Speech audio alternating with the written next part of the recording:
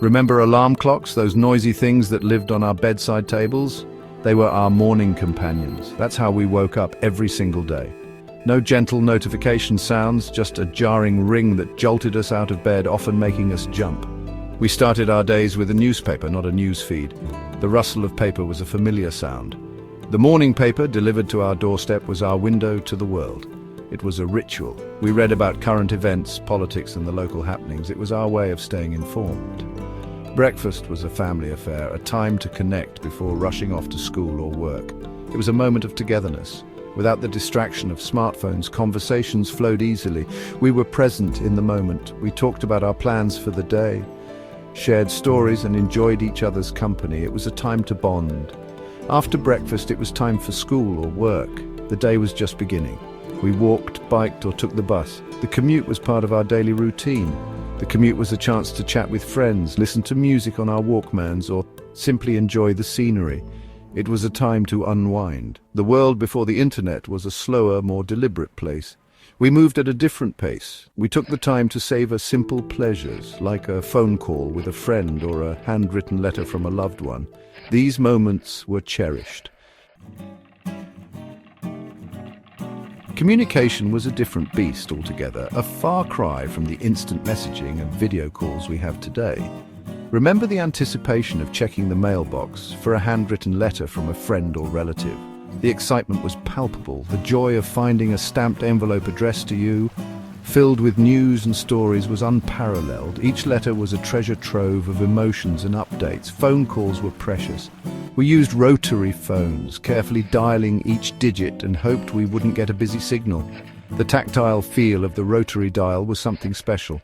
Long-distance calls were a luxury, reserved for special occasions. We planned them meticulously, often writing down what we wanted to say.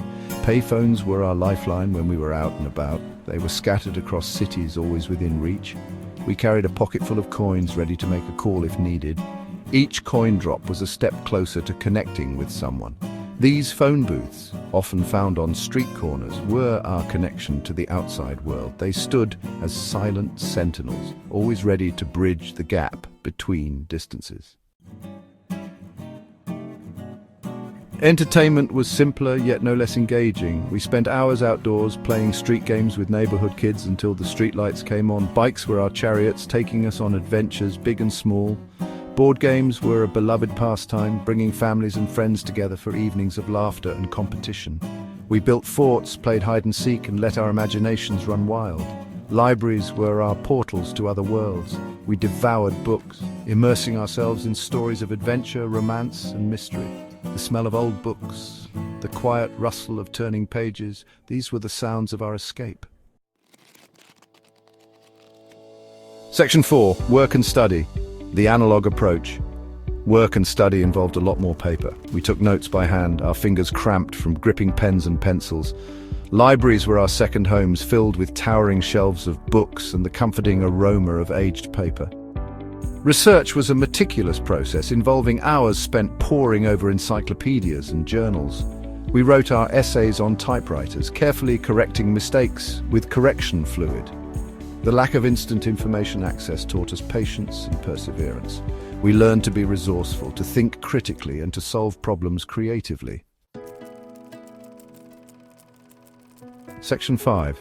Life before the Internet. A fond farewell. Life before the Internet was a different world, a world that many of us look back on with a sense of nostalgia. It was a world where we were more present, more connected to the physical world around us. Conversations were face-to-face, and relationships were built on shared experiences. We were less distracted, more engaged in the moment. Children played outside until the streetlights came on, and families gathered around the dinner table to share their day. Today, we live in a world dominated by technology. Our lives are intertwined with screens and digital notifications.